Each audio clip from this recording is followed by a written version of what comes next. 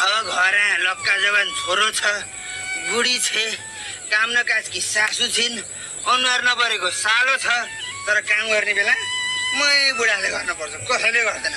सागर ए बुढी, सासू आमा, ए सालो केटो, के भयो बुढा? के भयो ज्वाइँ साहब? के भयो बाउ?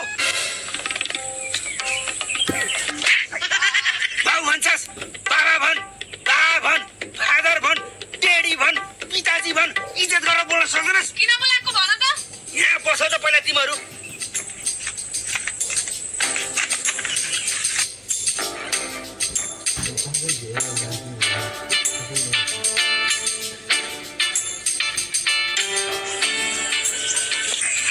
भन्न त चाहिँ के काम हो? अब दसैँ पनि आइसक्यो, त्यो त हामी सबैलाई थाहा छ नि।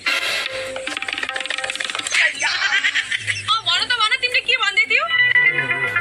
अब दसैँ पनि आँगनमा आइसक्यो। खै कुन आँगनमा आयो ज्वाइँ साहब? यी सासू पनि काना छोपेर छाना फाल्ने जस्तै छ। पहिला मेरो कुरा त सुन्नु, ध्यान दिएर। भन्नु। अब दसैँ आइसक्यो, यो घर लिप्न पर्यो, त्यसको लागि तिमीहरू सबैलाई एउटा एउटा काम दिन्छु मैले। कस्तो काम? कस्तो काम? कस्तो काम? कस्तो काम भन्दा तैँले गाउँभरि गएर यो घर लिप्नलाई मान्छे बटुलेर लिएर आइज, अनि तैँले चाहिँ यो घर लिप्नलाई माटो र गोबरको व्यवस्था गर। कहाँ ल्याउने त गोबर र माटो? माटो त्यही छ, गोबर त्यही छ। मैले के गर्ने त ज्वाइँ साहब? तपाईँले यो घर लिप्ने, सबै घर जति तपाईँले लिप्नु त भने। अम्मा!